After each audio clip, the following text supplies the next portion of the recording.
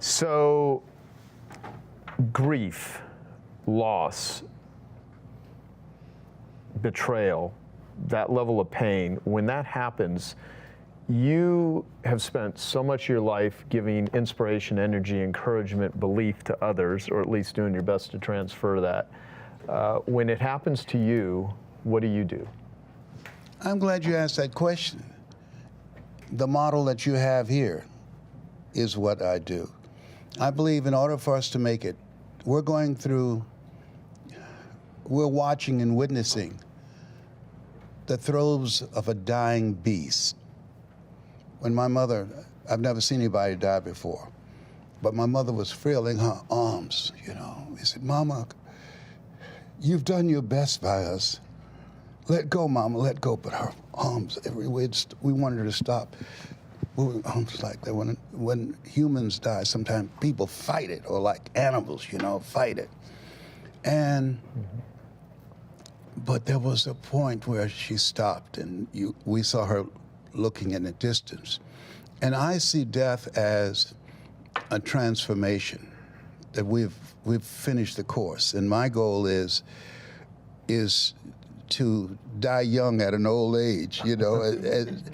But at 78, I realized that life is like a roll of toilet tissue. The closer you get to the end, the faster it runs out. And so I don't fear death, and because my goal is my brother, who he's a Vietnam veteran, he wanted to be in the room with us today, but he was a paratrooper. He was in Vietnam and the Persian Gulf. He did 2 tours, and he jumped out planes 176 times, and he's experiencing a lot of pain. Anybody that has something that's non-addictive that can help alleviate that pain, I really appreciate it.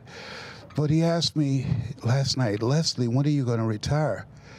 And I brought him with me because his wife of 50 years and 6 months, we just buried her this past weekend, and I brought him with me. During the break, I went back to the room. I saw how fragile he was. We're just 5 minutes apart. He went out first, and I heard a slap, and he started crying, and I said, "What's going on?" And they pulled me out, you know. But when I saw him, I realized how much of himself that he lost during the years he's been taking care of his wife as a caregiver. And I'm so glad I brought him. I wanted him to come here and meet people and be in a different environment rather than being in a house by himself. When you've been with somebody 50 years and 6 months, that snatches something out of you. And I went back during the lunch break, and he turned to walk away. We had a friend of mine with me, HB, took him lunch from here, and I thank you for that. I realized it's amazing how life is. Edward Albee had a play called The Zoo Story, and he said, sometimes you have to go a long distance out of the way to come back a short distance correctly. My brother and I, at 18, we were separated. He went to Vietnam. They wouldn't take me because we were twins, and I was the oldest to take care. Mom adopted 7 kids altogether.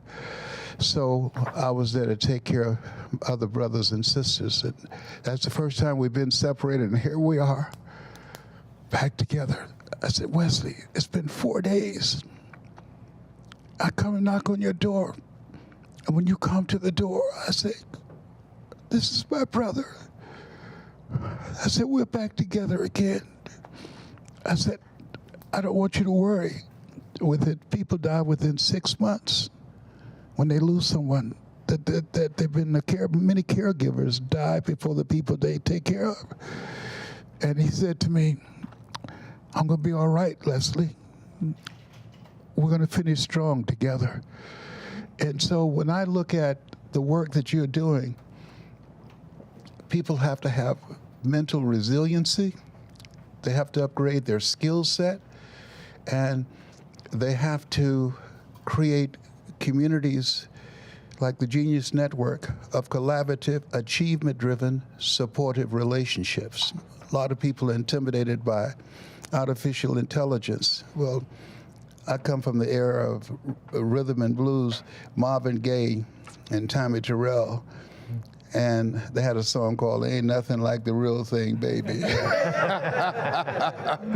Artificial intelligence has nothing on you because it doesn't have a heart. It doesn't have your experience. It doesn't have your ability to look at a situation and be able to allow a person to get a vision of themselves on the other side of whatever they are experiencing. You are irreplaceable. Why y'all looking at me like that? yeah.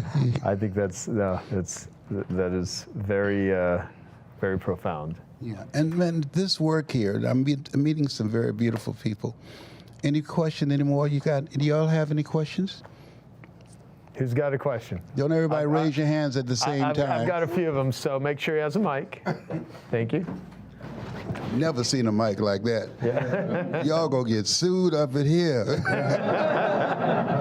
Once we do the fitness thing, we're going to start adding bricks to them just for weight. They're going to be like medicine balls and stuff. Hey, Les, thank you so much for sharing that. I struggle with using humor when I speak. How did you get good at it, and what advice would you give? Don't struggle with that. Laughter is a lubricant that allows us to handle and navigate our way through life. Don't struggle with that.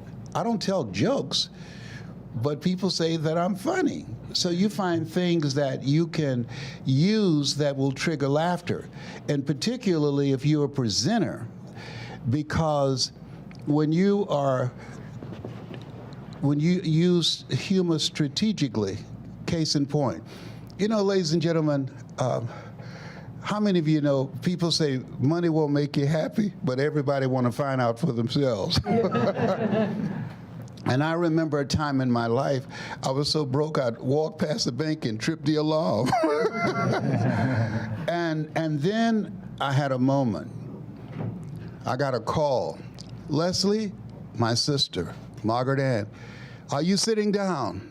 What's wrong with Mama, Margaret Ann? Mama's got breast cancer. She's got breast cancer? Yes. I'll be there tomorrow. Leslie, you don't have to do that. You just got elected for the third time. Listen to me. I promise her if anything happened to her, I will be there. How many of you have somebody that you love that anything ever happened to them, that you would be there for them? Raise your hand if you know what I'm talking about. And so, ladies and gentlemen, I want you to write this down. Earn walk-away money. That I had a job in LA. I was making over $220,000 for 2 hours on a radio station, on CBS radio station. And I walked away. I left. They said, are you crazy? Mm-hmm. I said, my mama needs me, and I'm going to be there for her. But you noticed the laughter before and how I came to that place? Write this down. Never make a point without a story, and never tell a story without a point. Mm. So rather than doing the stuff like our friends that we know in the industry that's pushing, getting planes and boats and making a lot of money. Yeah. I said, you want to be in a position if something happens to someone you love, that you can be there for them, that you can do more than just pray for them. Does that make sense? When I asked that question to the audience, and James is right about the power of questions, now I've created an opening in the presentation so that they now are a participant in the story and the presentation that I'm creating, because we're orchestrating an experience in this audience now. There are audiences inside of each audience. People who are going through some stuff. Some people need humor, some people need content, some people need passion and energy. And so when we are talking to people separated by education, by the things they've gone through, that as presenters, we have to create a presentation that will allow us to make that audience, and those audiences inside of the audience, one audience, by listening to the listening of the audience, and then using your story strategically so that your story becomes their story, and you create an experience where you take them to a place in themselves where they can't go by themselves. That's what I'm doing now at this stage of my life, because there's no success without successors. Training speakers on how to take their life, their story, their skills, their hunger to make a difference, to make their mark, to live a life that will outlive them, and be able to make a difference in people's lives, to promote themselves and knowledge in their companies. You know, to speak to, you could probably articulate this, which you're already doing pretty well, is that my version of this is somewhere along the way I was reading so many books and trying to figure out how to learn more effectively. Like, how does one accelerate learning? And so for years I would share with my service business clients early on, when I went from dead broke carpet cleaner to learning how to make that business work, then taking, wow, I figured out a bunch of things that work, and now how do I share them with other people?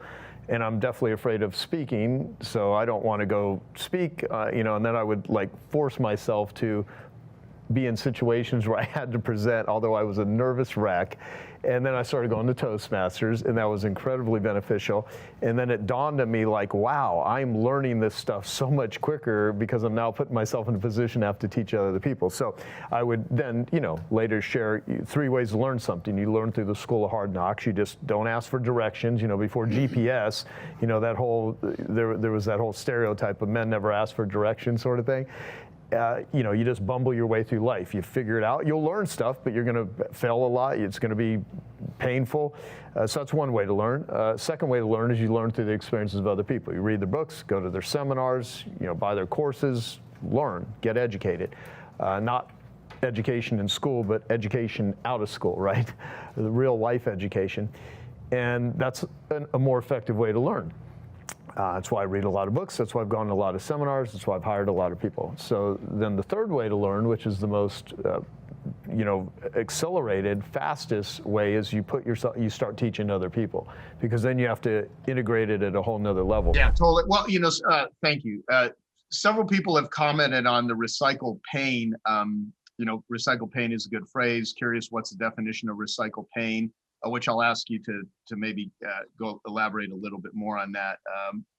Brenny wrote, "Recycle pain, trigger that takes you to a dark place time and time again." I want to just speak to the part about pain, because I look at many things through the lens of addiction, and I believe addiction is a solution to pain. A war on drugs is like a war on addicts. It's the wrong war. Drugs are actually the solution to the pain. Not a good solution. It's a solution that could kill you. It could cause a lot of wreckage. But when I was a drug addict, when I was dealing with sexual addiction, which is really an intimacy disorder, when I use the term sex addiction, that immediately conjures up all kinds of perspective. If anyone wants, I interviewed the top sex addiction doctor in the world a decade ago, Pat Carnes. You can type in my name and sex addiction into YouTube. You can watch the 1 hour and 45-minute video if you want a deep dive on that.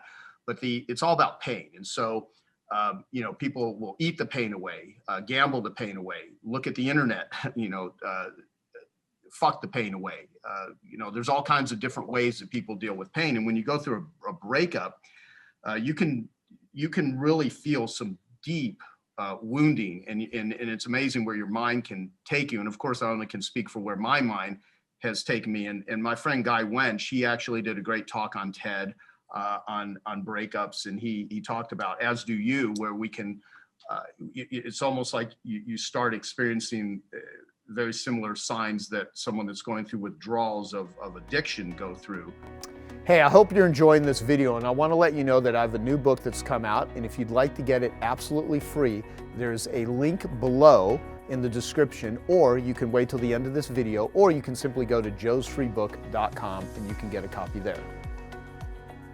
So can you speak to recycled pain and maybe define what that is? Because when you're in it, and I know some people here they're in the middle of their own experience of pain, and sometimes it feels like it's never going to go away, and you become suicidal, or you become just very depressed and you can't eat. And so speak to that, and let's look at this. What is this pain? And then we'll go into dealing with it.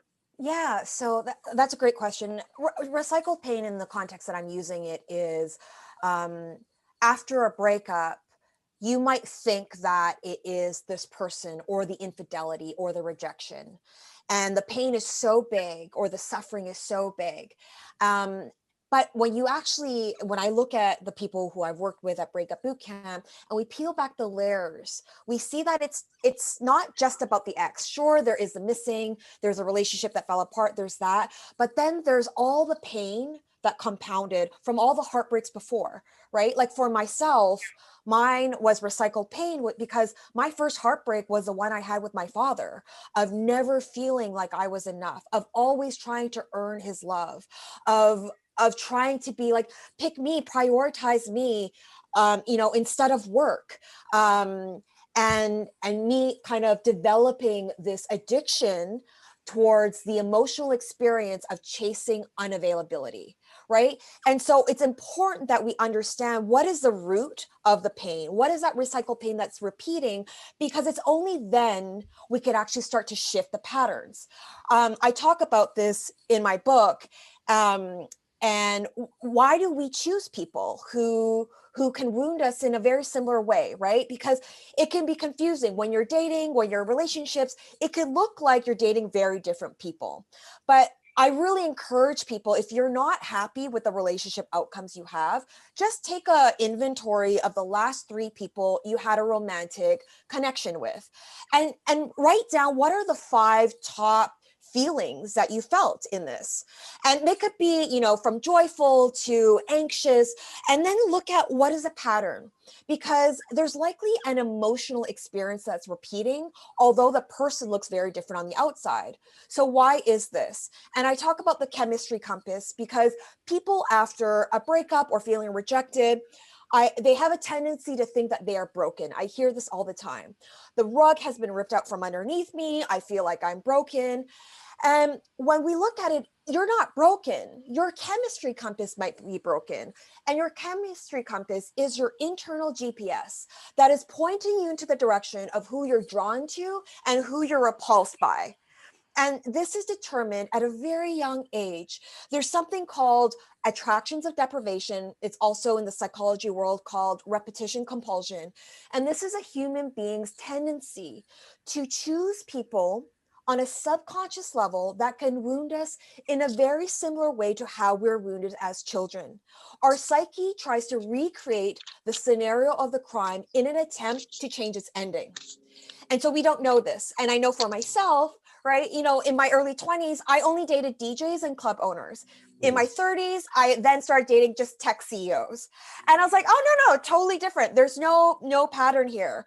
But if I looked at the emotional experience, clamoring for their time, hot and cold, sometimes they'd give me like a little breadcrumb of attention, sometimes they didn't.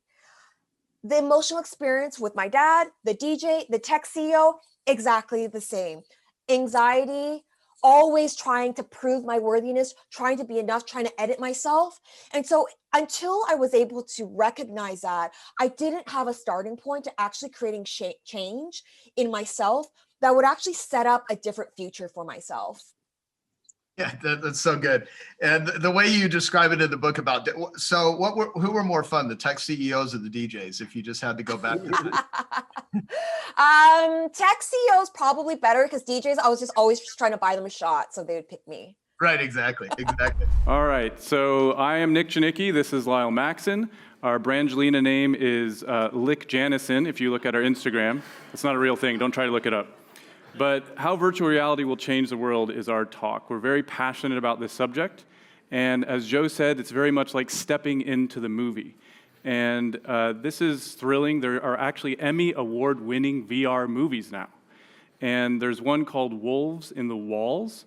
And this is an audio, visual, and kinesthetic experience with full immersion. And what you're doing is you're basically looking through a little girl's eyes as her imaginary friend. So you're looking at her fears, her tribulations, and how she overcomes these via her hero's journey. There you go. Oh, still me. So this is a good slide to take a picture of. This is a whole nother 10-minute talk, which is the science of what's happening in VR. But the key point I want to get across here is learners are 3 to 4 times more focused, more emotionally connected, they train faster, and they are more confident to apply their skills. So we believe that VR is the greatest evolution of storytelling since the written word. And with this comes the responsibility to uphold this technology ethically for the experience creation machines that it is. So really, the big focus of this talk is to move you from fear to inspiration. And ultimately, we look at society and where technology is going, and we see the overconsumption, we see the privacy infringements, we see the escapism and the addiction, but ultimately, eventually leading to what we see as the AI overlord takeover, right? We're buying new phones every single year. What is this all leading to? And we think that this could actually improve human life and access places within our highest selves. Yep. So what is the backbone of this virtual revolution? So this really started in the 1970s. You had Pong, Pac-Man, penny arcades. I'm old enough to remember certainly 12 teenagers packed into a room doing quarter arcades, but it has progressed significantly in the last 50 years. Yeah, and now it's become one of the world's largest phenomena. So a great example is 100 million viewers of a single esports tournament. And for those of you who do not know, esports is electronic sports. It's professional video game players. So we're seeing these, and a good thing to mention too is that this year in 2020, the Super Bowl had 98 million viewers. So there's actually a single esports tournament that had more viewers than the Super Bowl. So we're seeing packed stadiums, sold out fans screaming and cheering for their favorite computer game players. Just so you know too, this is one game of probably 20 games that have these massive tournaments, competing for millions of dollars in cash prizes and a giant World Cup trophy. Mr. Lyle, there's a lot of hormones in that room for sure. How does gaming compare to all the other entertainment industries? 2020 annual revenue. Music industry was $23 billion. All of US sports combined, $75 billion for all US sports. You had $81 billion for movies, and drum roll please, video game industry blows them away at $175 billion. So clearly, so the big thing is this isn't just about video games. What was classically defined as a video game, an arcade, a console, a PC game, is now any immersive interactive experience. So what we saw during the pandemic was this explosion of virtual concerts, where popular games like Fortnite and Roblox were actually featuring celebrities like Ariana Grande, who actually transformed into a virtual avatar of herself to perform in front of millions of fans. And specifically for her, this concert that she did recently in Fortnite broke the world record with 78 million viewers of her virtual concert. Another great example is what we're all talking about, NFTs and the virtual land purchase, similar to the Cleater phenomena. And we're seeing people like Snoop Dogg literally transfer his entire mansion and his actual property into a virtual world to host talks, conferences, and concerts. I think Joe, Jason, and Jennifer were inspired by Snoop Dogg, so I'm waiting until they're all up here on stage with blunts. We'll just see how this progresses. But what's going on here, right? So Microsoft bought Activision in January 2022 for a shocking $68.7 billion. That's their biggest historical purchase. And if you're not familiar, Activision is the largest gaming company in the world. Facebook announced Meta and pledges $10 billion a year towards immersive technologies. They're onboarding 10,000 employees worldwide. So there's a race, a sprint to create the metaverse. So the metaverse is basically a promise of a VR space in which players can connect with computer-generated environments and other players across multiple platforms. So that definition is broadening, but you can kind of see a picture there. You can take your sneakers into the next metaverse. Yeah, and the medium to do this right now, people are doing it on PCs and consoles. Fortnite, for instance, is a metaverse-style game, but the next medium is, of course, a virtual reality headset. Here is the Quest 2, which is the most popular, cheapest, and best headset around. So really, we wanted to just highlight what are some positive examples of how this technology is being used, what I like to call benevolent technology. So I wanted to start with Akili. Akili Interactive made history by actually having the first FDA-approved video game. So what this means is that kids were able to get off of their Adderall and Ritalin and transfer to a cell phone game that they play twice a week to create new neurosynapses and actually increase their focus. It's amazing that we're talking about ADHD and everything fits so in line. And then this opened up the floodgates to applied VR. This happened a few months ago, and it is an FDA-approved VR experience specific to pain management. So you actually use the head tracking of the app, and you focus on different parts of the environment, and it relieves you of your pain, takes you away from your pain body, and is now a prescribable experience. What was mentioned in the intro, this is an experience that I'm responsible for producing and publishing called Sound Self. It actually uses vocal intonations, and so as you're vocalizing into the headset, it creates a biofeedback loop that actually creates theta and gamma brainwaves. So you basically become an expert meditator in 10 minutes. Another great example is for training and enterprise. What I love to talk about is this incredible use case where surgeons are actually training with VR headsets and have a 230% increase in effectiveness versus their standard surgeon training. Hey, I hope you're enjoying this video, and I want to let you know that I have a new book that's come out, and if you'd like to get it absolutely free, there's a link below in the description, or you can wait till the end of this video, or you can simply go to joesfreebook.com and you can get a copy there. That's right. And this is all about, for me, empathy generation. So the ability to fully step into someone else's shoes. And to Joe's point, in 2014, I created something called the Art of Courage Museum, which was a physical museum in Tempe, and it's part of one of the many nonprofits I'm a part of. This was a physical learning center, and featured 30 paintings by spiritual practitioners of Falun Dafa, whom are currently being persecuted by the CCP.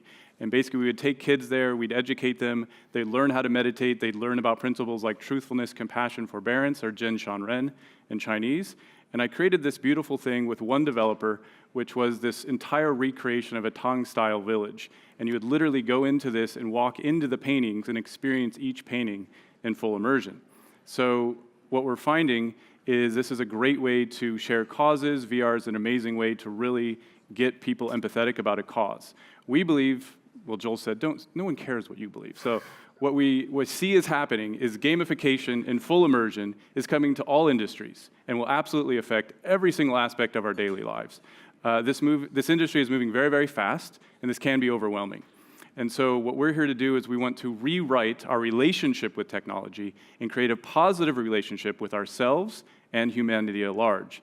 So now that we've gone through this, you know that there's options for ADHD, there's options for chronic pain, there's options for education. It's just about how we consciously apply the solution.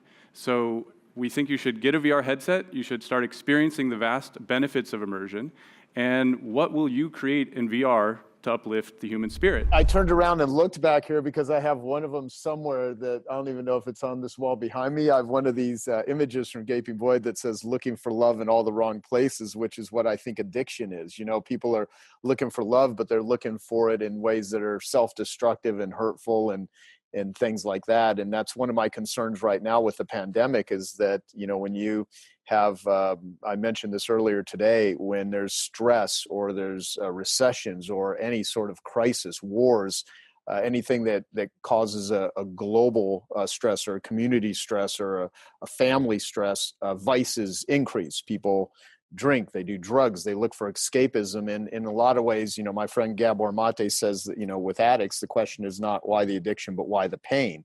And the more pain people are going through, there's ways that they can choose to cope with it that could heal that pain or, you know, reduce it or eliminate it, and others that just not only can massively increase it for them, but they can, you know, take that and then start, you know, impacting, hurting others. How do you deal with emotional pain and stress and angst? Well, that's a great question. For me, it's really trying to change my thinking. So when I start to have negative thoughts, what I try to do is reverse those thoughts and try to make them positive and focus on love as a way to, you know, get away from my ego and get as close to humility as possible. and gratitude, and also being thankful for what I have. And so that kind of helps me to repurpose my feelings, because you know your feelings are a result of your thinking and your thoughts. Right. And then after you can control your thoughts and control your feelings, and then you can basically control your actions. And then you don't do something stupid or say something stupid. Yeah. So basically, it's understanding that as a way to control my own way of living and control my own way of doing things. I start with the thinking first, and then try to control my thoughts, and as a result, my feelings as a result of the consequences. Yeah. Let me ask you about just using the word control. I mean, being in the prison system, and just a lot of the people that you've worked with, you've been in so many situations where you see the consequences of people that have lost control and start making really bad decisions that have gotten themselves in a lot of trouble and hurt other people, or in many cases killed other people. So are there times where you've like completely lost control or you're getting close to it, and what do you actually do when you reach out for help versus if it feels like it's beyond your capabilities? The reason I ask that question is that when things get really scary for some people, they feel like this is so beyond me, I don't know what to do. And I think there's a whole planet dealing with that right now. I wanted to just ask you about that. How do you reach out for help? Yeah, I think that I tell you, the thing that's changed my life, that's helped me so much, is reading. Mm. Reading and learning. And Einstein said you cannot solve a problem with the same mindset that caused it. Right. So your ability to be able to change your thinking in a very conscious state. There's the consciousness and there's the unconsciousness. And so we are repeating bad habits based on unconscious behavior and unconscious thinking. In order to be able to change that, you have to be conscious of that, or you have to have a new program, design a new program for yourself that allows you to think differently. Yeah. And so it really is about awareness, and about being conscious of what negativity does and anger does. Anger and negativity destroys. Whatever you put out comes back. That's a natural law. So if you understand that and you're aware of that, now you have at least some ability to be able to replace that with something that's positive, or something that's spiritual, or focusing on, again, looking at the glass half full as opposed to half empty. Yeah. No, very good, very good. So let's talk about your journey of what you needed to discover early on when you were having the most challenges. Talk about to whatever degree you'd like to, because I'd love to know what was you said a book, so you read a book, right? And I often refer to dominoes in my life. Who are the first dominoes? It could be a book, it could be a person, it could be an experience, it could be something that changed the trajectory of your life in a positive or negative way. I mean, when I was raped and molested as a kid and then paid money not to say anything, that was a domino, but it was a very negative domino, and it caused me to internalize tremendous shame. And I went down a path which ultimately addiction was one of my many coping mechanisms to try to deal with the shame and the embarrassment and all the different ways that my young brain interpreted that.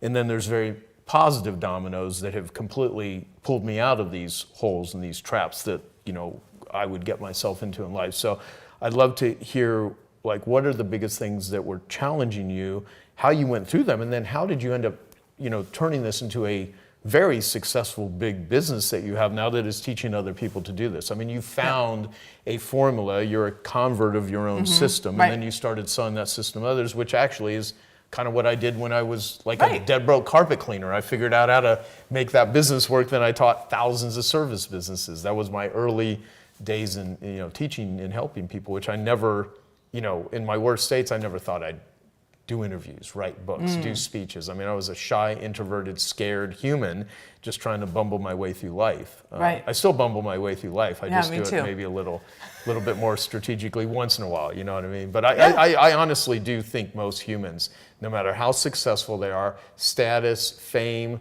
teams, you know, celebrity, everyday people, most humans wake up and, you know, just bumble their way through life. And I agree. some do it better than others. Yeah, I agree. I think I went through a similar experience when I was a young child. And I think when you experience trauma as a young child, you learn how not to feel and you learn how to escape your emotions. And so that's what I was doing with food and then later with men when I was dating.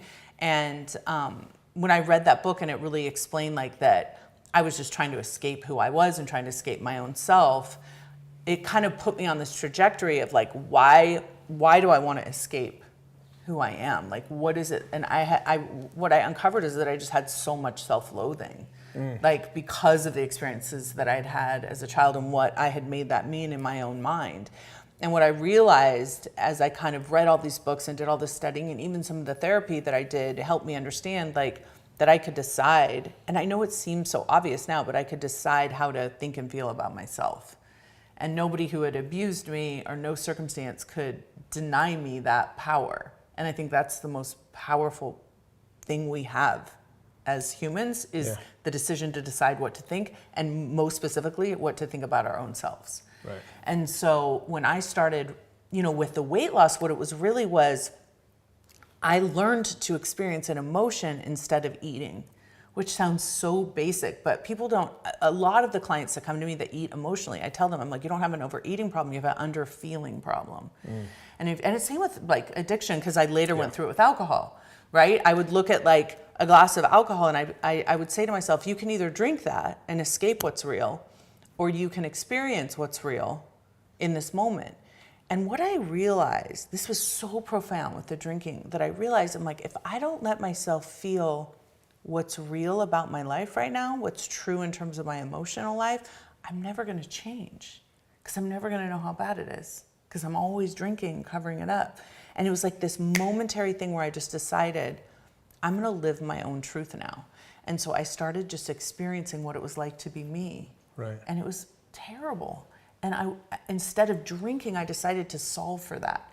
And that's when I really dove into like understanding what it was the alcohol was doing to my brain, why I wanted it so much, what was going on with me emotionally. And I started asking myself the question, like, what would my life have to be like so I would never be tempted to escape it? And that's exactly what happened. I got to the point where I didn't ever want to drink because I didn't want to miss out on my life. I love that framing. That's really good. And when you said, because you just a moment ago, you said, I looked at my life and it was terrible, meaning you weren't in a state where you're just like, don't like any of this. Yes. And that's why I'm trying to numb with food or alcohol or whatever. Yep. Which I think is so much of human existence. Yes. And what you said earlier about self-loathing, there's three experiences that a human could have. You're either communicating with someone where you're just talking, right? You're connecting with them. You're on the same wavelength. You're dancing together, and you're enjoying it, or you're trying to escape. And those are the three experiences that I see people go through. And here's what I've thought a lot. Communicating, connecting, or escaping. Exactly, exactly. But here's the thing, it's not just doing that with other people, it's with yourself. Yes. So you're either just talking in your own head, you're feeling connected to life, you're feeling engaged, you know, the greatest form would be what's called, you know, flow. Yeah. And then, or you're just trying to escape. And so trying to escape could be through addictive behaviors, you know, porn, internet, work, eating. Social media, gaming. Working, Exactly. And so when you're in a state of self-loathing, you're trying to escape yourself. 100%, because you hate you. Exactly. Yeah, and how hard is it to have a relationship with anyone if you can't even have one with yourself, or you don't like the vessel? Oh my gosh, I deal with it all day with my clients, all day. They will start talking to themselves in front of me.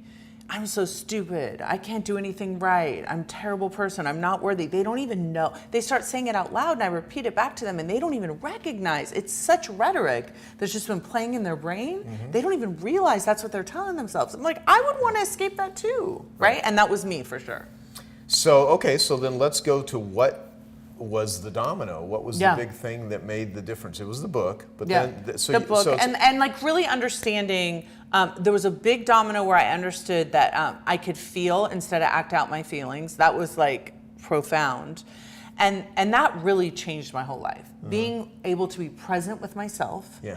And it sounds so basic, but it's everything. Being present with what's real, and like for me, it was like right now I feel shame. And that's just what I feel right now. And just being able to not escape it, not run away from it, but just be present with that emotion was and is, I think, one of the most powerful things any human can learn. Because here's how that translated into my success too, is what I realized is that emotions are really actually harmless if you don't act them out, right? And I was like trying to think like, what is the most terrible emotion I could experience? And I was thinking it's probably either terror or humiliation, right? Those got to be some of the worst emotions that you can experience. But if you recognize that there isn't any emotion that you can't feel, that you can like actually experience, then maybe nothing that you try to do is that scary. Because the worst that could happen if you set a huge goal and you don't achieve it or you fail is an emotion, right? And so that moment in time, it made me realize like I am going to have the biggest, most amazing life because I'm not afraid to feel. And that has been true for me because I'm willing to experience anything. That's great. That's great. Well, I mean, it's one thing to talk about it, that you're experiencing feelings on an intellectual level. There's another, and believe me, one of my biggest challenges has been to be able to not be in my head. Yeah, right. To actually feel feelings. And when you are put in a situation as a young kid, and I learned this from my friend Dr. Gabor Mate, if you're in a situation where you can't fight back, you can't run away, or you can't ask for help, then you repress, you suppress. 100%. And when you suppress emotions, what he says is either turn into a disease like cancer in some cases, autoimmune conditions, or an addiction. Right. And that's what people do to deal with those sort of situations, because he had shared with me, what would you do in a situation? I was at a restaurant with him. He said, if I poured water on your head and started yelling at you right now, what would you do? And I said, well, I'd probably, he's like, what are some of the ways you could react or respond to this? I said, well, I could walk away. He goes, yeah, you could run away. He goes, what else could you do? I said, tell you to F off. Yeah. And he's like, yeah, you can fight back. He goes, what else could you do? And I was like, searching my brain for options. And here I was in a busy restaurant with this 70-year-old Hungarian doctor. You're not a huge guy, not threatening physically. I said, well, I guess just sit here while you pour water on my head and yell at me. He goes, well, no, you could ask for help. And it didn't even occur to me that you could ask for help. And I think a lot of humans are stuck in the place where there's help available and resources, but for some reason they can't resource themselves. Right. And so when people are really in dark places, there's something in their psyche. It's almost like we were taught, right, that there is no help, right? Right. That's how I felt for a long time. And I think that's when I finally did get some help, that I started becoming obsessed with getting help. And I think you're really, really good about that, because I think ego is the biggest killer of all for people. How do you deal with pain? And the reason I bring this up is I went to SpaceX earlier in the year, and we had a meeting with Elon Musk.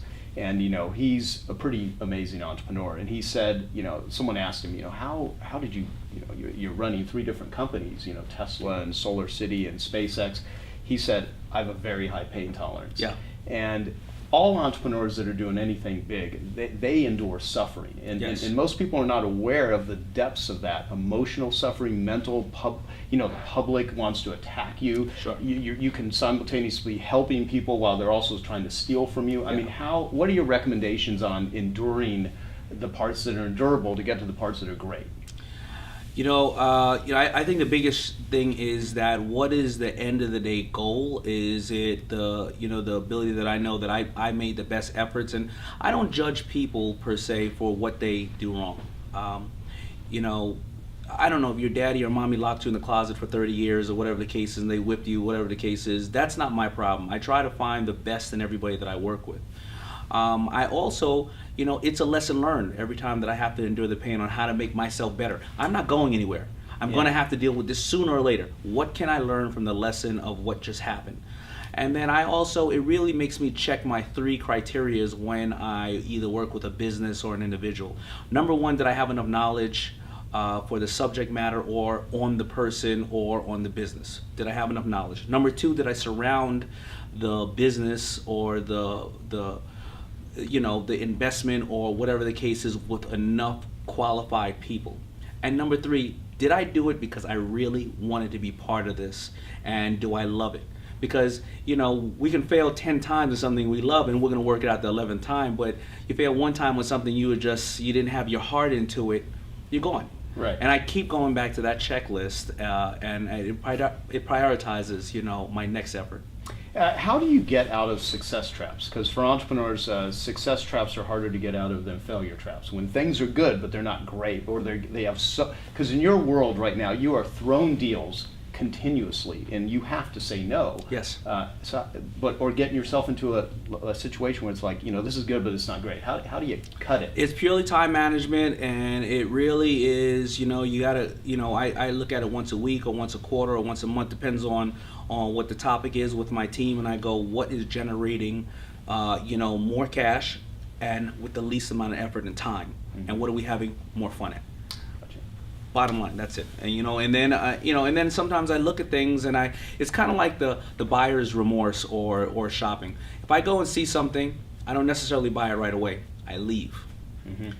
If I can't get that thing out of my mind, whether it's a car or whether it's a belt, I'll go back for it. But 9 times out of 10, I forget all about it. Gotcha. That's a good practice too. It really is. Saves you from probably owning a bunch of stuff and spending money. It's kind of like going to the grocery store hungry. You don't want to do that. Yeah. Very bad. Don't panic. No reason to get too concerned, no matter what you've heard here. I'm not Jesus. I just don't have his powers. He could turn water into wine, and the best I could do is turn it into pee. Plus, I've just made mistakes Jesus never made. I had 2 kids. Yeah. And one's now a teenager. But I know the moment he became an adolescent, because we always play this game, Would You Rather? And he was like, hey, Dad, it used to be, would you rather, be Batman or Spider-Man? And I'm like, well, Batman's Ben Affleck. I think I'll just be Spider-Man at this point.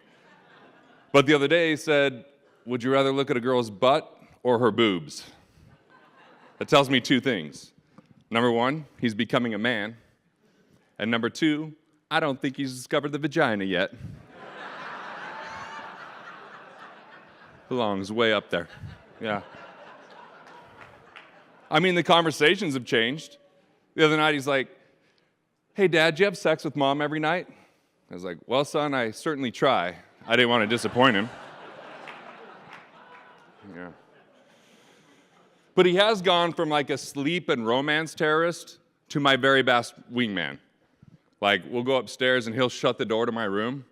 And I don't know if that's what I'm about to do to his mom, or if it's because of what he might be doing in his room that nobody wants to see, right? I kind of miss the days of him being in middle school, though, because the first day he came home, he's like, hey, Dad, the kids are swearing at school, and they're not even 18. I'm like, well, son, that's more of like a house rule than a universal law. He's like, well, I kind of need something. Can I have, and he pulls me aside, shuts the door, and says, HE double hockey sticks. I'm like, yeah, you can say it just like that. I think you'll be fine, buddy. But then the next day he's like, hey, Dad, that's just not enough. I need more. Can I say the DAM word? I'm like, don't add an N to the end of it, and I think we're totally cool, bud, right? But it was the third day that was really alarming when he came home and he's like, hey, Dad, what's a stupid cunt? And I was like, oh, I guess you never met Mom's roommate from school, Bree, did you? But then I remembered Steve Simpson said, oh, you can say it in London, it's totally cool there, you know? So I have another son who's just super confused about religion, and why wouldn't he be? He was born in Utah, so he's not sure if he's Mormon. Goes to the Jewish school, and his dad looks like Jesus. I mean, every time I go to the school, people get really concerned, and I had to go the other day for parent-teacher conferences where they said he's been misbehaving.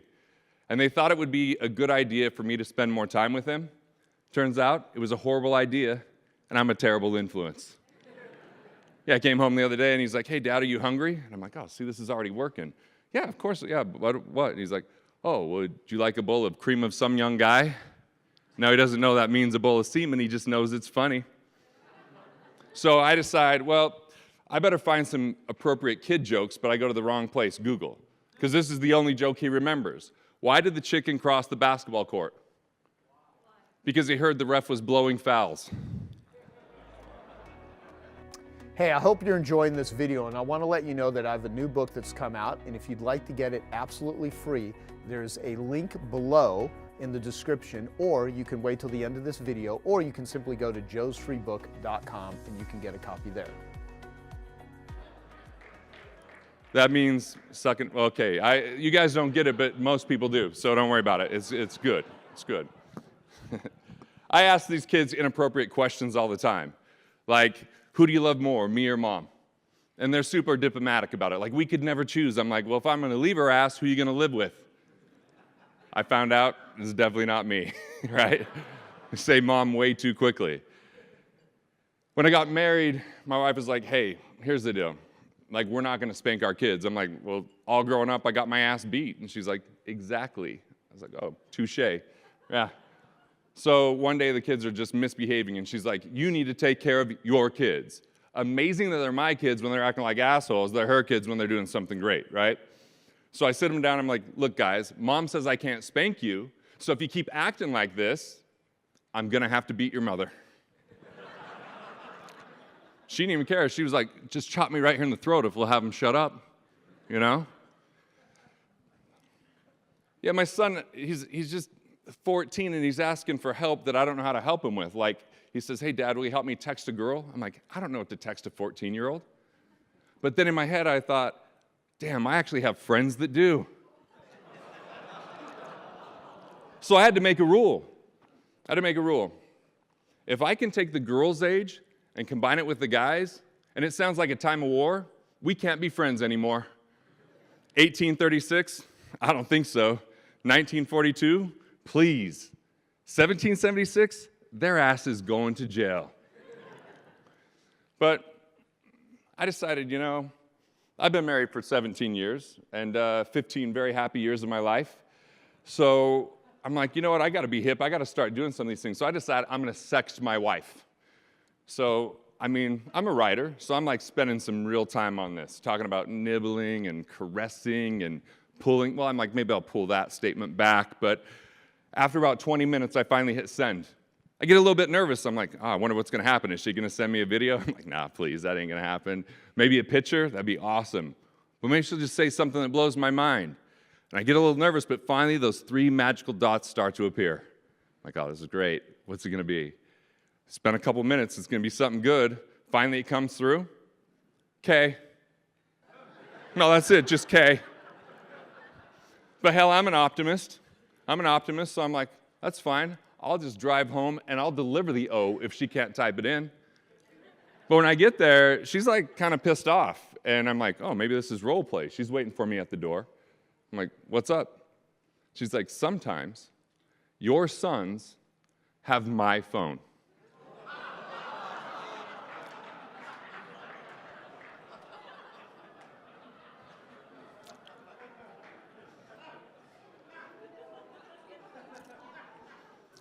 So you might as well go upstairs and get changed because they think we're all eating out tonight.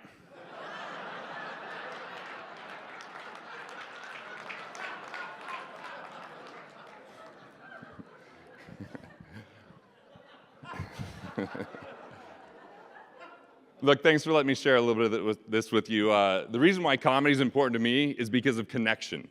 From the time I was a little kid, my grandparents on my mom's side would gather the whole family around and I'd tell jokes. And I just saw that the pleasure that that brought to them. They weren't worried about their problems in the past. They weren't concerned about what's going to happen in the future. In that moment, we were laughing about imperfection. The world suffers from perfectionism all the time, feeling like we've got to be perfect, otherwise we're unworthy or unlovable. And that's where so much pain is caused. And all of a sudden I saw that release. And then my dad's side of the family, they would do the same thing. And it was the only common thread I had about both sides of my family. So I chose to start doing comedy because in the world of money, there's tons of guilt, there's tons of shame, and there's not enough courage for people to face their fears and their finances.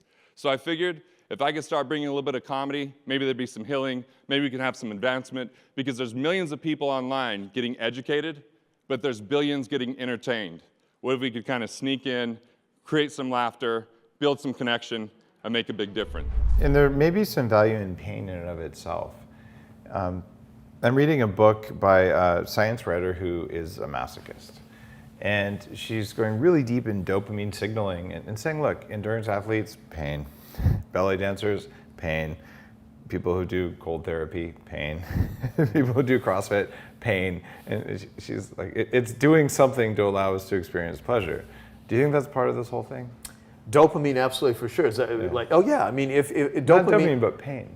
Like we need to feel pain to reset our dopamine or something like that? I think so. I write about this in the book. I have a friend who was a dominatrix that actually helped in addiction recovery to get out of that sort of place. And if you knew her life, she was raped and abused. And one of the things that I had a conversation with her recently about people that will want pain afflicted in a sexual. First off, their arousal template, which causes them to be attracted to whatever they're into sexually, can usually be traced to one of their first early sexual experiences. And if there was pain or roughness attached to it, but it was arousing, then the dopamine is caused by that. Some people, the only way they feel, like cutters. One of my first jobs when I went to college and I got sober from being a drug addict, because my history with drug addiction, when I was 18 years old, in my worst state, I weighed 105 pounds from freebasing cocaine. And when you're 18 years old, you're 5'10" and you're male, 105 pounds is thin as rail. I mean, I got to a point where I was nearly dead. My average weight around that time was 120 pounds, but there was 1 week where I ate hardly anything. And so I literally got as low as 105 pounds. And so, I was a total mess. And I ended up moving out of Arizona to remove myself from even having access to where I could get the drugs, or I never would have been able to get sober. I would have killed myself. And so I lived in a trailer for a couple of years, a mobile home with my father, and I got sober. In the first 6 months, I was taking Advil and Tylenol every day just to deal with the frickin' headaches of withdrawals, because I didn't have the money to go to treatment. And then ended up getting a job at a health club, and I started selling health club memberships. That was my first introduction to really learning how to do sales as an adult, even though I sold newspaper subscriptions as a kid. And I was a pretty good drug dealer when I was a drug addict. How does it go to cutting though? I'm not getting it. Well, so while I was working at this gym, this guy that ran a mental hospital, he actually offered me a job, and this was in New Mexico, as a mental health tech at this and so I would go there, and there was the adult ward and there was the adolescent ward, and there were cutters that would go to this facility, and I would talk with them, and it was the only way that they could feel. They were so numb that the pain, and I believe this is biochemical. It's dopamine, right? But not feeling anything is a terrible place to be in. And even if you talk to people that are they'll say, I'm addicted to getting tattoos. Is it you're addicted because you want tattoos on you, or is it the process of getting I mean, there's many different reasons people do this. So I'm not trying to pigeonhole anyone into. Do you have any tattoos? No. Okay. No. So, but the thing is, cutters though, it's like part of it is they hating the vessel that they're living in, and they, I'm not an expert on cutters. I can only speak to, I've had lots of conversations with people that cutting has been one of the things they did, but a lot of it is just to feel. It's just a feel. So someone that's into rough sex, or into if you like women that I've spoken with that have been in abusive relationships, physical abuse, mental abuse, if you go back into their childhood, and I'm not saying you should you only have these sort of conversations with someone that you really have deep rapport with and stuff. I'm not saying you go and start asking people about their sexual life. It's only it's their comfort level, not yours. So the thing is, I've had numerous conversations where they describe what happened to them early on, and you'll see a lot of this arousal stems from abuse. And so with connection in the world, we live in a very disconnected world. I mean, we are more connected electronically than ever in human history, but we're more disconnected as tribal human creatures. And so part of the connection, and to go to your question about you develop your spidey senses, you start paying attention. I think if you have put yourself in a situation where you've been betrayed, if you were to sit and think like, what were the early warning signs? What were the metal detector? That's what I'm working on identifying. Well, and I'll tell you, I write about this in the book. Yep. If you are a giver, you will be taken advantage of. You become the more famous and wealthy you are, the more you'll be targeted, right? Oh yeah, you're a target for takers. I mean, they look for you, but at the same time, is that a reason not to be a giver? Is that a reason to put up walls and don't let anyone in? So it's about better boundarying yourself. And it's also learning how to deal with intimidation. So you got to tell me in like 3 sentences, what do you do to have better boundaries? Part of it is don't walk into landmines that are knowing landmines. Before you do anything business-wise with someone, do a little research on them. Diligence. Yeah, I mean, that was my fault for not doing enough. I should have called the people who weren't references. Yeah, I could have found. Yeah. Like I talk about Harvey Mackay's, 66. And this is before the internet existed. He has all of these things, and I write about it in the book, where it's all these things that you can collect and learn about a person. In that process, I mean, when you're going out and just meeting people and saying hello, and look, it's just part of life. But if you're going to get into a love relationship with someone, if you're going to get into a business relationship, if you're going to hire somebody, if you're going to get hired, I mean, research the person that if they don't have good references, for the entrepreneurs that are out there, that whole saying, hire slow and fire fast. Yep. I mean, there's a lot to be said about that. The adrenal reset diet, what does that even mean? What does adrenal mean? What is that? Because I don't think the average person understands that. Yeah. Our body has little glands that control whether we're burning or storing, quite simply. And a lot of our strategies to make us lose weight are strategies that make us more apt to store weight. Right. So I talk about how you can go out from storing and towards burning. And so it's a big global catastrophe that we're facing. Yeah. Okay, so I've got a whole list of questions here that I'd like. I mean, we could talk for a week, but so the rates of obesity are growing like dramatically. Yeah. What are some of the latest projections of kind of where we're at? It's pretty terrifying stuff.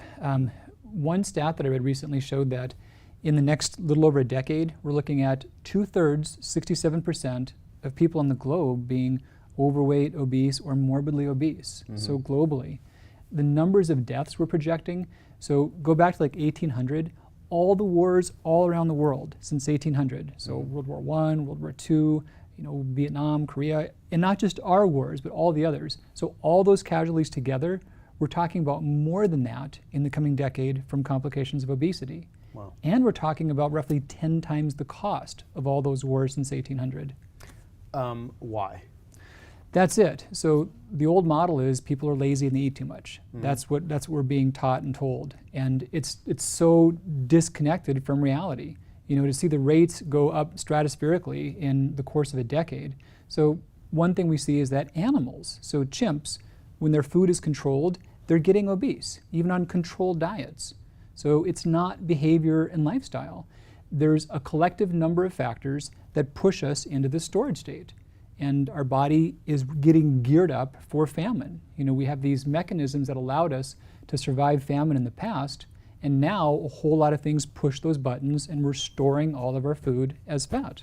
Yeah, and and you get right into it immediately in the beginning of your book where you talk about stress, you talk about toxins, you talk about all of these other factors that I never really quite considered had that much of an impact on people's weight. I have a friend, I won't name his name, where and I've known him for probably 15 years, and without changing his diet, when this guy would go through a breakup of a relationship or go through stressful situations, he would literally just gain weight. Yeah. And whenever things would, and he's like kind of a roller coaster sort of lifestyle, he would have lots of ups and downs, and it was amazing. And I'm not talking just like 5 or 10 pounds. I mean, he would literally fluctuate 30, 40 pounds.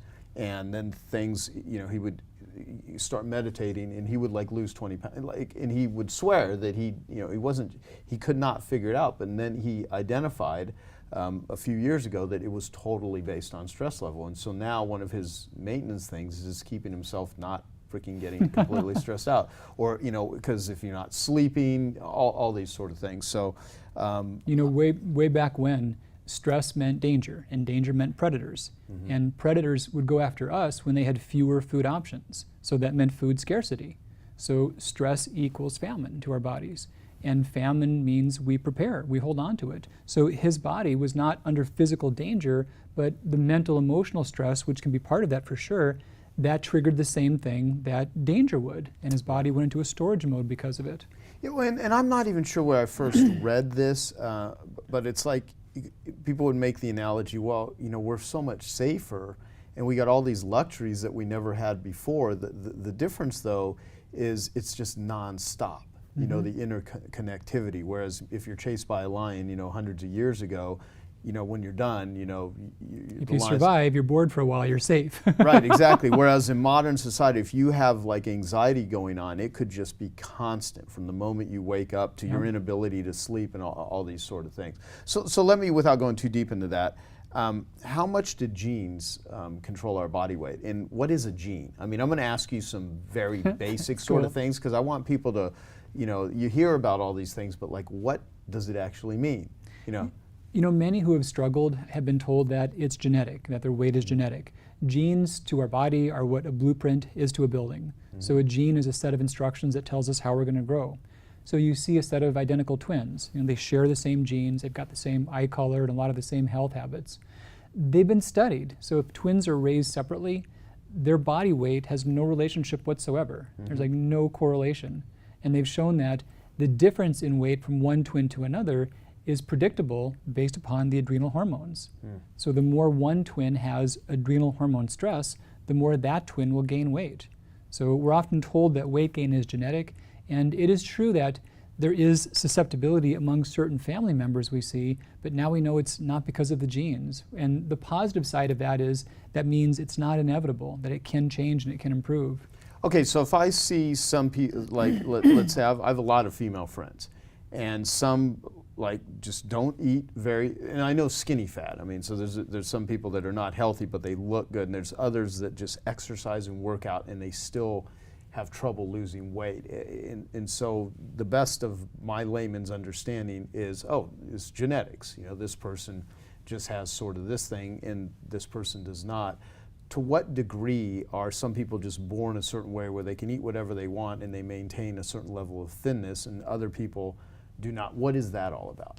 Well, they're a vanishing species. Current stats tell us that. You brought up skinny fat, which is a good concept.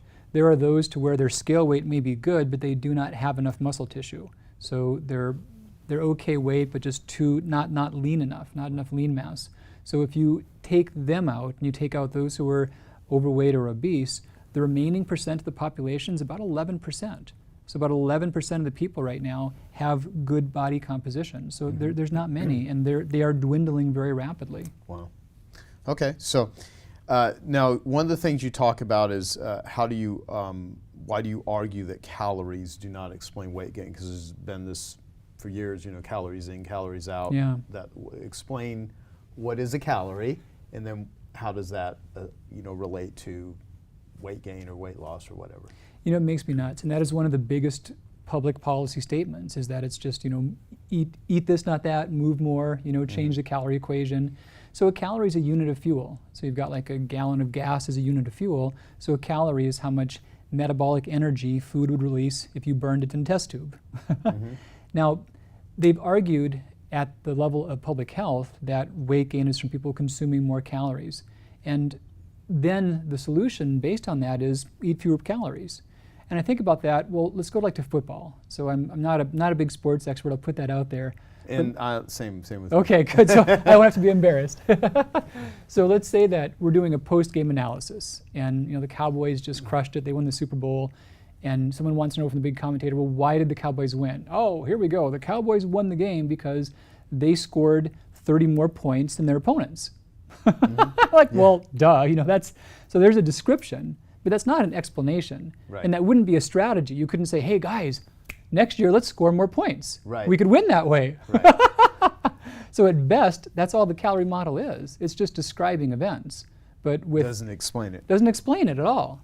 And not only that, but it doesn't work. So can you explain it? Sure, it's the storage response. The body goes into a storage mode. And you mentioned about the very real powerful mental emotional stress, and that's big. But a lot of the other factors that are invisible do the same thing.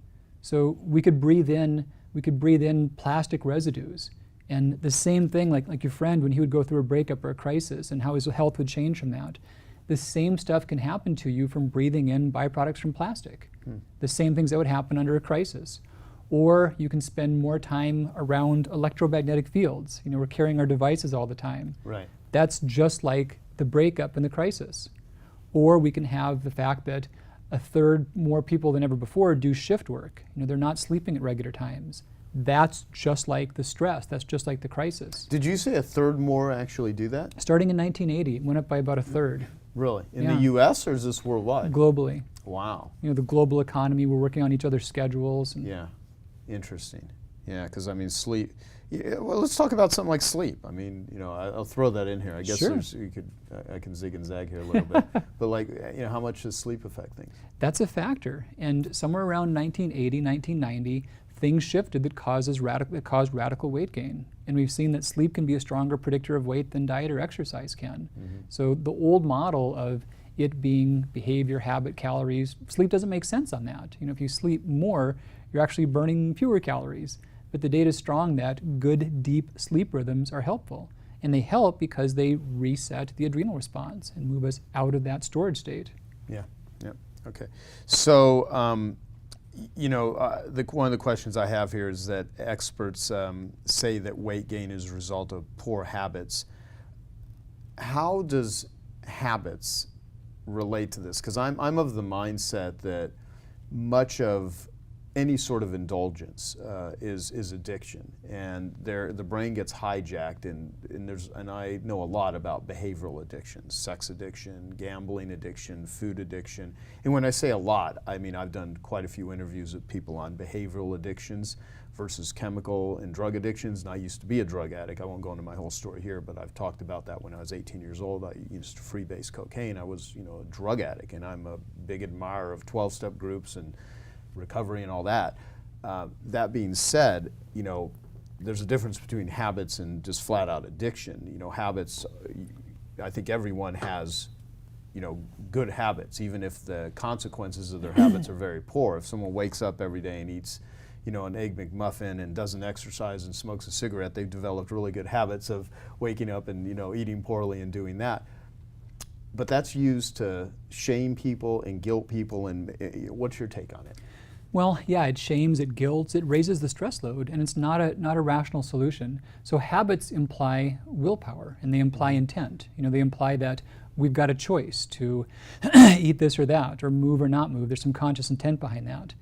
This model, this idea, totally breaks down when we look at the fact that infants and toddlers are getting obese and morbidly obese at unprecedented rates. Yeah, and you even talk about animals. And animals. Yeah. So from 1990 to 2000, about 20,000 separate animals were tracked, representing dozens of different species and many different habitats.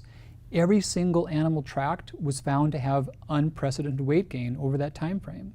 Now, some people say, oh, well, people feed their pets too much. Well, okay, we'll dismiss that. And some could say, well, wild animals eat scraps from humans. We could dismiss that too. But many examples were animals on controlled diets. So their food was measured, their food was unchanged, their activity was monitored, their activity was controlled. Chimps, between that time frame, our second closest genetic relative, they gained roughly 30% body weight per decade, 2 decades back to back on controlled environments. So once you see that, the whole idea about willpower, habit, indulgence, no, it just doesn't fit anymore. Right. So what is causing that? There's a collective higher number of factors that push our bodies to the storage state and make us hold on to things. There's actually a clock. So this is crazy, but belly fat, the stuff around our organs, is very different than the subcutaneous fat below our skin. And every part of your body has a clock. There's rhythms, there's timing to it. Like you're asleep versus awake, it's obviously very different. So you can pull out someone's belly fat and you can keep it alive in a dish, provided you've got the right ingredients. It'll survive for a little while. That's exciting. And you can watch its clock. You can measure the activity of its biological rhythm. The more visceral fat someone's carrying, the greater degree that their clock is out of rhythm with their body's central clock, which the adrenal glands control. So when this regulation is off, the body is storing and holding on to things. And it's not a matter of starving it, it's a matter of resetting it and recalibrating its timing. What was the pain in your life? What is that pain that so many people have, if there's a way that you could even put words to it? What was it for you? I didn't think that God would approve of me being Alice Cooper. And he probably didn't. Except for the fact that when I got sober and I went back to what I really believed, it worked twice as well. My Jewish manager says, I told him, I said, I'm Christian now. And he says, well, kiss the career goodbye. You know, he said, kids are going to hate you because you're Christian. I said, well, you know, he says, he took out a checkbook. He says, what's it going to cost? Right? And I said, nothing and everything. And it was certainly not a gamble, because if I had a choice, I would have taken my faith rather than the career. But it just so happened that all of a sudden I got bigger. And the more I talked about it, people were fascinated by the fact that, well, what I used to be, you know, this. My pastor said, I told him, I said, I think I've got to quit being Alice Cooper. And he says, why? Does God make mistakes? And I said, no. And he said, well, look where he put you. He says, he put you in the camp of the Philistines. You weren't just there. You were the leader of these guys. You know, the Hollywood Vampires was a real drinking club, and I was the president. And that was, you know, Keith Moon and John Lennon, all those guys. So when I got sober, everybody kind of went, wow, what happened? You know, I said, oh, no, you know, I'm sober now, I'm Christian. Wow. And it didn't affect anything. And, you know, it was one of those things where they said, well, I guess they sat back and said, let's see how this works. Now, one of the reasons that I became Christian was when I was in the hospital, I was the classic alcoholic. Classic. And I came out of the hospital, went right to a bar, and sat down and had a Coca-Cola, waiting for the craving. I said, I better face it. It never came, right? And I said, okay, tomorrow morning's going to be hell. Because I used to wake up in the morning and I had an ice bucket full of beer. I would take a drink before I opened my eyes. And next morning, never came. And it never came for 35 years. So I would go to the doctor, and he says, so AA meetings? I go, no. Sponsor? No. He says, hiding bottles around the house? No. He said, what happened? I said, it's gone. Yeah. It was taken away. I said, it's a miracle. And they checked, and they went, you know what? It's a miracle, because you should be you should be the classic in AA every day to stay sober. And I said, well, you could put anything in front of me right now, and I have no willpower. I mean, I have willpower, but I don't have the willpower. Certainly I wouldn't have become an addict if I had willpower. So this was beyond any of that. And the doctors had to agree. They said, chalk it up to a miracle, you know. Well, this guy wrote a book called Willpower Doesn't Work. Yeah. Yeah. The more you try to have willpower, the harder it is. So I just let God be God in my life, and it worked. You know, I can't tell people how AA was because I've never been to an AA meeting. You know, I can't tell people. I know one thing, that people call me all the time and they say, "Can you talk to my brother? He's an alcoholic and he's a drug addict." And I go, "No." I said, because I'm just another guy doing this. I said, he's going to bite my finger off. When somebody would come to me and say, you've got to stop drinking because you don't, that was the enemy. If he calls me, he's halfway home. because he's going, I have a problem with drugs and alcohol. And a lot of guys that you guys all know would call me at 2 in the morning and say, where do I go? I'm in trouble. And I would say, okay, I'll keep it on the down low, but this is where you go. These are the people, da-da-da-da. And I said, and you're halfway home. And, but you can't go in as an adjutant. You can't go in with this attitude because now you just become the enemy again. I was an alcoholic and a drug addict, and anybody that told me that I couldn't do that stuff, I would go get high, because just to spite them. Right. You know. As soon as I decided that I was in trouble, it was a different thing. Gotcha. Almost all the time, they don't say, how's your relationships? How's your sleep? How's your kids? How's your career? How's your job? They immediately give you a structural diagnosis. Now, most of them are trying to do all they know. They're not trying to purposely keep people in pain. They just don't understand the mechanism, what causes this, even the people that are trained in this for years. Let me introduce my friend Steve Ozanich. So Steve Ozanich, spelled O-Z-A-N-I-C-H. Steve Ozanich is a mind, body, healing, health consultant, teacher of presence, spiritual researcher, and author of 5 books. His first book, The Great Pain Deception, became an international bestseller. His second book, Dr. John Sarno's Top 10 Healing Discoveries, was written as a homage to the late Dr. John E. Sarno, who forever transformed the medical industry with his discovery of TMS, the mind-body syndrome. Steve's third book, Back Pain Permanent Healing, Understanding the Myths, Lies, and Confusion, was an Amazon #1 bestseller. Over the past 23 years, he's helped to teach thousands of sufferers how to heal themselves through his lectures, books, articles, videos, and interviews. So, welcome, Steve. We're gonna hand this mic back and forth. This is not something that I've ever seen you done, get in front of a group of people and talk. And so because he lives here in Ohio, I insisted that he get his ass down here in person and talk to people. He talks to lots of people, but usually not in groups. And he's been interviewed by some pretty prominent individuals. And this guy really knows his stuff. He's a wonderful human. He's been through his own journey of hell, and through that process, figured out something that most people that are in the pain business don't understand at all. And I cannot tell you how many really brilliant doctors that are usually the most resistant to it, including chiropractors, including physical therapists, including surgeons that have struggled and suffered with pain, that could not get out of pain. And I've introduced them to Steve. And the ones that listen, and many don't, and I'll say, do a call with this guy, do a session with this guy, read his book. If they do, and they believe, the pain in many cases doesn't just minimize, it goes away. I could go on and on. I could spend half an hour just telling stories, and I have a tendency to want to do that right now.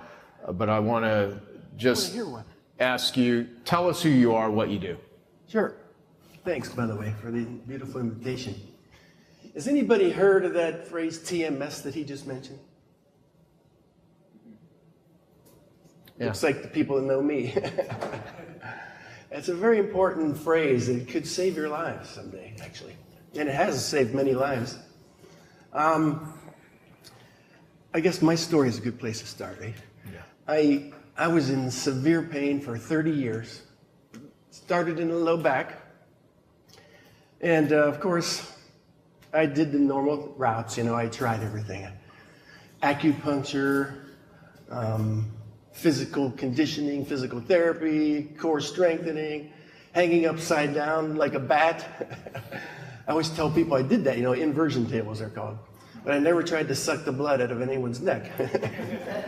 Of course, hundreds of chiropractic adjustments. I think I bought some houses for chiropractors. And everything works for a little while. Everything. But nothing was working permanently. But in the late 1990s, my pain got so bad that I was crippled. I was crawling around on my hands and knees, and my left leg was paralyzed. I had the quadricep and the knee on there, but I lost the hamstring and the the calf and the foot on that side. The deep tendon reflexes were gone, no sensation. I drug it around for a year. And of course, I was putting off the inevitable. You know, surgery was coming. It was obvious. So I think I was 2 weeks out from the last surgical consult when a friend of mine showed me an article. He said, "This reminds me of you."